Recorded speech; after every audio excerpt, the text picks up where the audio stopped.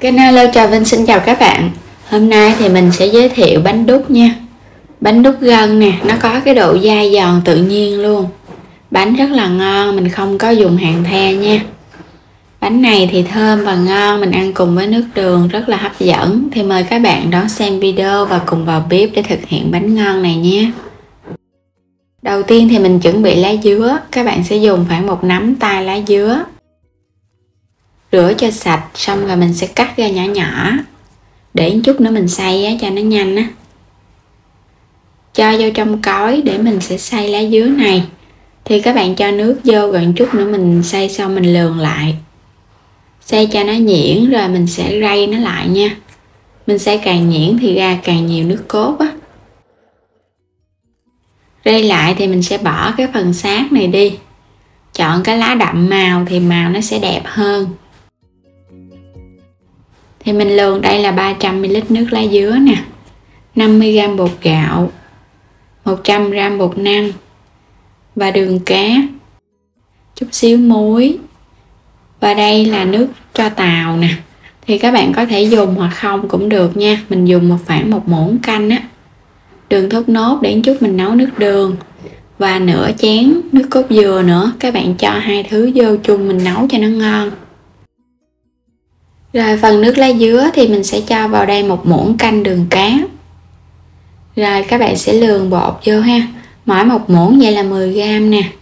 Tương đương thì mình sẽ dùng ở đây là 10 muỗng. Các bạn cho vô từ từ rồi mình trộn.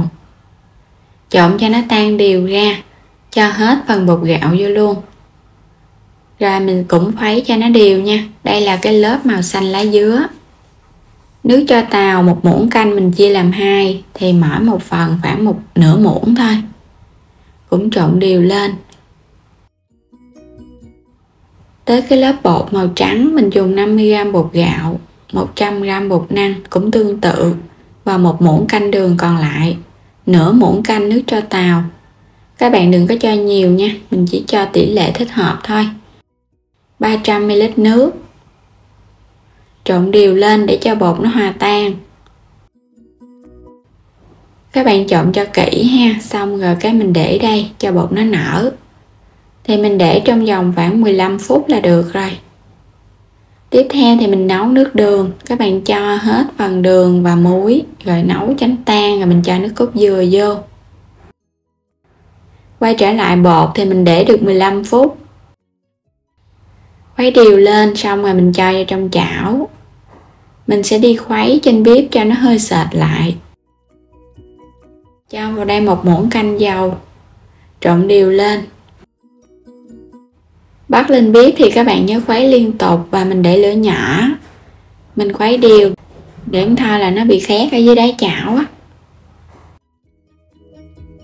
Bây giờ các bạn thấy nó đặc lại vậy nè, tắt bếp liền ha, đừng có để cho nó đặc quá hồi mình khó khuấy lắm, tại vì nó nặng tay á.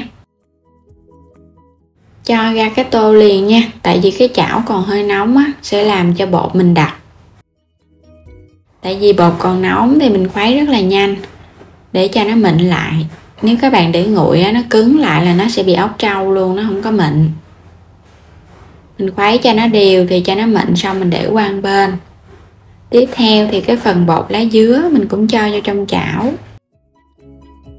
Cho dầu ăn vô một muỗng canh. Đảo đều. Để lửa nhỏ.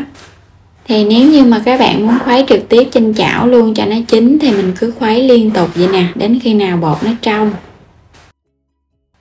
Còn không á thì mình cho ra vậy nè, bột nó vừa đặc là mình cho liền. Nãy cái bột màu trắng á mình làm hơi đặc cho nên khuấy nó hơi cực. Này lỏng khuấy nó nhanh. Thoa chút xíu dầu ăn vô trong cái khuôn nha. Thoa đều thì bánh của mình nó không có bị dính. Mình lót thêm miếng lá nữa cho nó đừng có bị dính. Khuấy đều bột lên xong rồi mình hãm múc qua. Làm vậy thì bột nó đều hơn. Mình làm vậy nè, cái bánh của mình nó đều, mình múc từng lớp. Mình múc lớp màu trắng xong cái tới lớp màu xanh. Mình phủ đều vậy nè. Các bạn hồi nữa bánh của mình hấp lên nó sẽ có gân. Múc vậy nó cũng nhanh, không có gì lâu. Mà bánh ra nó đều và đẹp. Các bạn múc lần lượt cho đến hết phần bột. Mình làm giống như sơn thủy vậy đó. Bánh ra rất là đẹp luôn. Làm xong hết rồi thì mình dùng cái cây que các bạn. Các bạn kéo qua. Mình kéo thẳng qua thêm vài đường ở trên cái khuôn bánh nữa để cho bánh của mình nó đẹp nha. Kéo sơ thôi, đừng có kéo nhiều quá, nó sẽ bị lẫn màu á. Xong rồi đi hấp bánh. Bắt sẵn nước sôi thì các bạn cho khuôn bánh này vô. Thì mình hấp với lửa vừa thôi, trong vòng nửa tiếng. Sau nửa tiếng thì bánh nó đã chín rồi đó. Bây giờ các bạn sẽ kiểm tra nha. Mình dùng cái cây xiên que nè. Các bạn xăm vào mặt bánh, nếu như dở lên mà nó không có bị dính bột nước nữa thì bánh nó chín. Còn nếu mà dính bột ướt thì mình sẽ hấp thêm nữa, tùy theo cái khuôn á. Lấy bánh ra và chờ cho nó nguội. Đây là cái phần nước đường thốt nốt và nước cốt dừa nãy mình nấu nè. Bây giờ nó sẽ hơi sệt sệt lại. Các bạn cho thêm đậu phộng rang lên ăn cho nó ngon. Rồi bây giờ thì bánh nó nguội rồi. Mình sẽ lấy bánh ra nha. Tại vì nếu mà nó không nguội nó bị dính cái khuôn. Nó nguội thì cái bánh nó có cái độ dai giòn nè. Và mình lấy nó dễ nữa. Các bạn nhìn thấy cái sơn thủy nó nổi gân lên rất là đẹp nha. Màu xanh và màu trắng. Wow, hấp dẫn quá nè. Một khuôn bánh đúc. Các bạn nhớ thoa cây dao nha. Thoa dầu vô cây dao để cắt cho nó dễ, nó không có bị dính bánh. Wow, cắt lên á, có cái độ dai nè. Cắt vô á, mình cảm nhận được cái độ dai giòn của bánh luôn. Sẽ cắt ra những cái miếng nhỏ nhỏ. Bánh đúc á, thì nó sẽ lạc, cho nên các bạn đừng có cắt lớn quá. Cắt nhỏ nhỏ ra mình ăn á, cùng với nước đường nó không có bị ngán. Chất qua bên cái dĩa nè. Mình đã cắt xong hết trơn rồi nè. Rất là nhiều bánh luôn. Rồi mình cho thêm lên đây mè rang. Phủ đều mè rang thì mình ăn nó sẽ thơm hơn. Vậy là hoàn thành xong bánh đúc lá dứa. Bánh đúc gân theo kiểu mới lạ. Đơn giản, không cần khuấy bột cực công. Mà bánh cho ra có độ dai giòn nè. Rất là ngon luôn. Các bạn có cho thêm nước tro tàu vô thì nó sẽ có cái mùi thơm đặc trưng của bánh đúc truyền thống.